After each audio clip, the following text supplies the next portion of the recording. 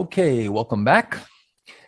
So we've talked about pivot points, cheats, load cheats, basically what to look for the setup, all right, what we're going to look for, and then how we're going to buy a stock through that buy point. We covered that quite a bit. Here's something that is really one of the big questions, and something that took me a long time to learn, because I spent so many years and so long trying to figure out how to buy that once I started getting that down and the stock went up or had some kind of problem, I didn't know what to do. I didn't even think about selling or taking profits in particular, or maybe if something went wrong and how it was acting abnormal, to let me know that maybe I should sell it even before the stop is hit. I just didn't even really pay much attention to that, because I was just thinking, I got to find this right stock, find the next big stock, and buy it at the right point. But that trade needs to be managed. So what we're going to talk about now is what to do after you buy. And we're going to talk about what you do and don't want to see. So once you make a trade, you're going to watch it and start gauging whether it's telling you, hey, this is acting right, or this is acting abnormal, this is acting normal or abnormal, which in case you would either stick with it or maybe even increase your position or reduce your position or maybe even sell it even before the stop gets hit. Now, some of this and some of these terminologies and some of these concepts go all the way back to Jesse Livermore, talking about natural reactions, what's natural and what's normal and abnormal. And then there also, and well, actually, I'm going to get to him in just a minute. Actually, let me go. We're on page 212. So I'm just going to jump for 1 second to this page. We're going to jump over one page and go to 214. So another gentleman that influenced me on some of this work and taught me something very valuable was a man by the name of Bill Berger. And most of you, I'm sure, won't know who Bill Berger is, but he was a fund manager, and he ran the Berger 100, and he was beating all the other funds and doing really great. It was a small mid-cap fund. Dave, do you remember Bill Berger? Oh, yeah. I think Bill Berger was an O'Neill client. I think they were an O'Neill client at the time, if I remember. And so I met Bill Berger at one time, and I went up to him and I said, Bill, can I ask you a question? And this is why I ask everybody who's successful. I always ask them, what's the key to your success? What's the secrets? What can you tell me? Can you give me some advice? So I said, Bill, what's the secret to you? You're beating all these other funds and you're doing so great and you're running a large amount of money. He said, son, I buy tennis balls and I sell eggs, and walked away from me. And I was like, okay. And I didn't really even think much of it. I almost thought it was a joke and maybe he was just like fluffing me off. And then I realized he gave me a multi-million-dollar sentence, and I've been using that concept ever since for my entire career. And that one sentence has literally made me millions.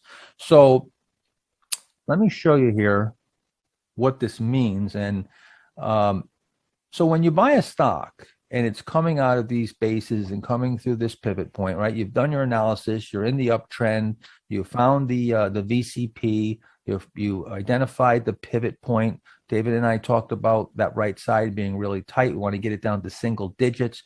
When it comes out of that buy point, you're going to buy just as it goes through there. You don't want to buy it more than 1 or 2% beyond that optimal buy point. So now you've got to start gauging the stock to see if the stock is acting normal or if it's acting abnormal, and what I call confirmations or violations. I'm looking for confirming signals to tell me that I should keep holding this stock even after maybe it makes a decent move.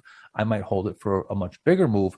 Or if there's violations, now I start seeing this is not normal, the stock's not acting right, and that proverbial train is not coming in on schedule. I want to make sure that the train is coming in on schedule, and I'm going to gauge that based on whether the stock is acting normal or not. Now, so what is a natural reaction? A natural reaction is simply a pullback that after you break out, you pull back. Usually it's a number of days to weeks, and then you'll very quickly move right back into new high ground.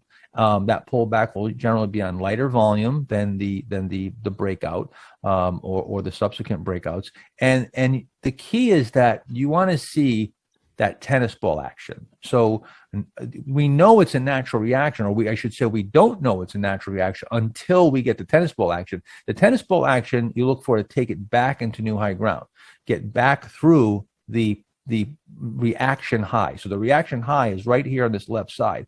It pulls back. Now, once it takes out that reaction high and gets back into new high ground, that's now deemed a natural reaction. Now stock rallies and it pulls back again, and now we're going to gauge it again and see, is this natural or is this abnormal? Okay, again, you see, boom, back into new high ground, tennis ball action.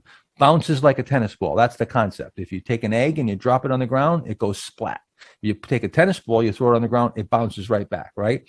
So one of the things, and Dave, this is something that you've talked about many times, and that is when the stock comes back, it may take, 7, 8, 10 days, whatever, and then boom, it only takes a couple days to get right back into high ground. And that actually works the same on the downside. It would be the reverse if the stock was in trouble. Can you talk about that a little bit? Yeah, it's when a stock is in an uptrend, it's got a definite pattern, a definite way that it moves, and it moves up quickly and then either goes sideways or drifts down.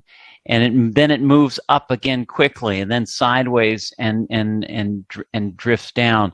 And that's what this stock here, and you can see it you can see on where the arrows are. The stock moves up very, very quickly, and then drifts down. I'm gonna go back here. I moved up to Netflix. Yeah. Let's stay on Lululemon. Sorry about that. And lots of times it doesn't give up much ground. It just goes basically sideways, and that's just telling you that there's just not much profit taking. There's not much selling. So, but then when you get to the top, the whole thing reverses. The moves are down very quickly, and then they drift up. They struggle to make any ground up, and then they get hit hard and they struggle. So it's just the opposite, the way the stock acts on the uptrend versus the downtrend. Yeah, and you can almost count the days. You can see here where if you count these days, there might be, maybe 5, 10 days that you're coming back, and then 1, 2, 3 days, boom, you recover everything. Same thing here. You see, you got maybe a week or two, and then just in 3 or 4 days, you're taking off. So the rebound is very quick and very powerful. What that's telling you, and this is what we're always trying to gauge, we're trying to gauge whether you're getting institutional buying or retail buying. If you have retail buying, it's not going to move the stock very much. Sometimes you can break a stock out at a late stage in a bull market when everybody's been doing well and it starts to get real obvious. You'll have stocks break out of these bases, and then they will just go up for a day or two and then come back down. Institutions will sell right into it. Now you've got retail buying, institutional selling. What you want is institutional buying. You want to be putting your money side by side with when big institutions are moving that stock up. And then on the flip side, when the institutions are selling, of course, you want to be out. So this is the way we gauge that. And we're going to show you a handful of examples here and really start to fine tune or really start to zoom in. Remember, we talked about the satellite view, the aerial view, the overhead view, and then moving into the microscopic. We're really coming down now. We're starting to zoom in here and really start to look at some very specifics. So this is Netflix, right? We broke out of a nice base. This is one that I purchased coming out of this base here. You can see it just pulls back, and you've got a 5-day pull natural reaction. And then in 2 days, look at this. Pow. See how powerful? So when it does that, you probably don't want to sell on this bounce back here. That's telling you that stock's acting really well, especially if you're coming off of a bear market. And this is one of the first stocks to be breaking out of a base. You might be on a real key leader. And this stock made a huge move from here. Of course, we all know this is in 2009. Netflix made a gigantic move from this point. Just in a short period of time, it was up 500%. Now we move up again. We pull back, right, as we inevitably will after a good move. 7-day natural reaction, and then see 1, 2, 3, maybe 4 or 5 days, you're right back into new high ground. That's tennis ball action. And here's your recovery volume. Very strong on the recovery, big volume on the recovery. Let me show you another example. So here's Great Plains, and you'll see how similar that they look, right? And similar in time frame too. So you see here, you come back here for a couple of weeks, and then pretty quickly you're back into new high ground. And you get another natural reaction, and you're back in new high ground. And so now, as this is progressing here, you're sticking with the stock as long as it's acting right. Now, if it's acting abnormal, which we're going to show you in a little bit, you might reduce, or you might actually sell the position, or you at least would have a heads up and know that this is a stock that, may come in quick on me, and I've got to really be ready to cut my loss if it starts turning against me. I'd show you here. So here's Central Garden and Pet. So again, we break out here, couple days, right back to new high ground here, pull back. Now, you can also sometimes you'll form what we call a cap. And very often this will happen when the market is weak, or maybe you're in a correction and the stock breaks out, and then the market takes another leg down or gets weak in the interim, and maybe the stock came out early before. The leaders very often will come out before the market even makes its last leg down. And then when it makes that next leg down, it'll pull the stock back to the breakout, and it'll form a little mini pattern, which we call a cap. I call it a cap. A lot of this terminology you won't hear anywhere else, unless some of it now is taken off and it's all over the internet. But still, there's a lot of vernacular that I still use. That this is just terms that I came up with. The cap is simply a little mini. See, it's like a little mini VCP here, and you got a little cheat area, and then from there, and that they're usually about they usually take about 12 to 18 days to develop, and then from there you'll break out of there. And again, is this natural? Yes, right now this is very natural, and we come right back in. Tennis ball action. See the pullback here? Just a couple days down, boom, we're right back in. Another pullback. Look how fast, right back up. So now, eventually, you're going to want to sell. You're not going to just wait forever. Natural reaction. When you get to when you get to your second or third rebound from a natural reaction, usually you're looking at another natural reaction that's going to actually be a little more excessive. And what will happen then is you'll start to undercut previous lows, and you might get shaken out of it at that point. So this is actually all these charting techniques and all these examples will be valid either if you're on a weekly or a daily pattern, right? We've been looking at dailies.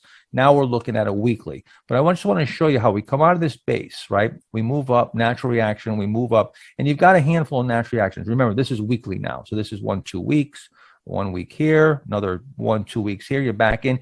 And now you see you go through a bigger move and you undercut that previous low. And that's what a lot of people will get knocked out there, because they're thinking now it's going to roll over, and then wham, it comes right back. And again, you get another natural reaction and a recovery with tennis ball action. And here again, you see you move and you undercut the previous low, then you come back. So what my general rule of thumb is that once I go through the, usually 2 or 3 natural reactions, I start looking to sell into strength.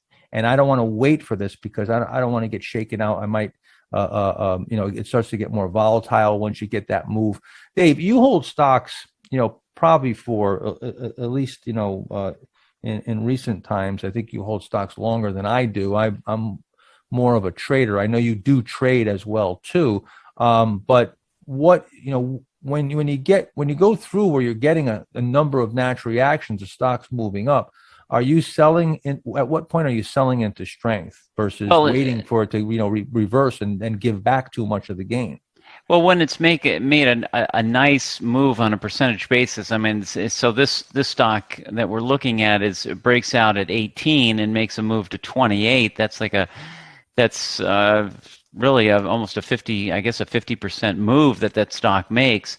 And when I see something like that, if I like it longer term, if I think this is a stock that's going to make a move that's going to last longer than just a few months, but could go on for a year and a half or more, then I might trade down. I might trade the position down and just cut the position after it gets very extended, and then wait for the new base to form. But at least keep something in there so I keep a close eye on it.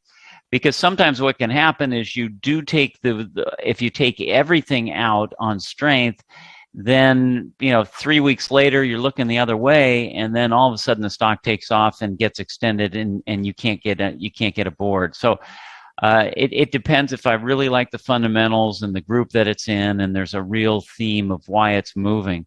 So you might reduce, yeah, and still keep a small core, and then look to add it back as it starts to turn back up.